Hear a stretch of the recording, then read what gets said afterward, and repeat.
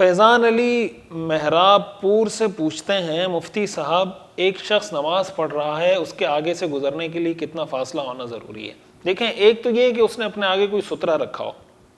سترے کی جو مقدار ہے وہ یہ کہ ایک شری گز ایک ہاتھ کے برابر ہوتا ہے. اس کی لمبائی کم از کم اتنی ہو اور چوڑائی اس کی ایک انگلی کی موٹائی کے برابر اس کی موٹائی ہو. ایسی کوئی چیز اگر وہ سامنے رکھ دیتا ہے یا ستون کی آڑ لے کے کھڑا ہوا ہے، دیوار کی آڑ لے کے کھڑا ہوا ہے، پھر تو آپ بالکل آسانی سے اس سترے کے آگے سے گزر سکتے ہیں. اس سترے اور نمازی کے بیچ سے گزرنا ٹھیک نہیں ہے.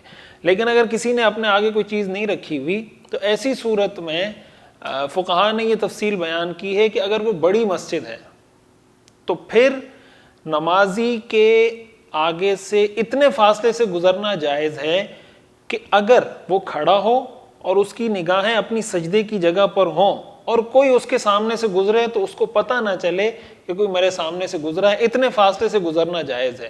اور اس کی جو حد بندی کی گئی ہے وہ 40 شری گز، جو اس کو آپ 60 فٹ، تقریباً 60 فٹ بنتا ہے کہ اگر کسی مسجد کی لمبائی 60 فٹ ہے تو ایسی صورت میں 3 صف آگے سے نمازی کے گزرنا جائز ہے، جو تقریباً 12 فٹ بنتا ہے کہ 12 فٹ آگے سے.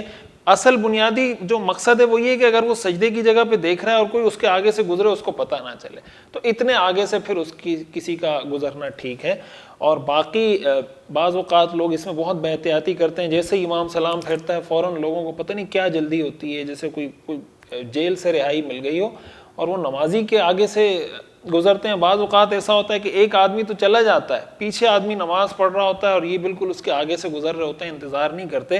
حدیث میں آتا ہے کہ اگر نمازی کے آگے سے گزرنے والے کو پتہ چل جائے کہ یہ کتنا بڑا گناہ ہے تو اس کو 40 سال بھی اگر انتظار کرنا پڑے وہ کرے گا، لیکن کبھی اس کے آگے سے گزرے گا نہیں.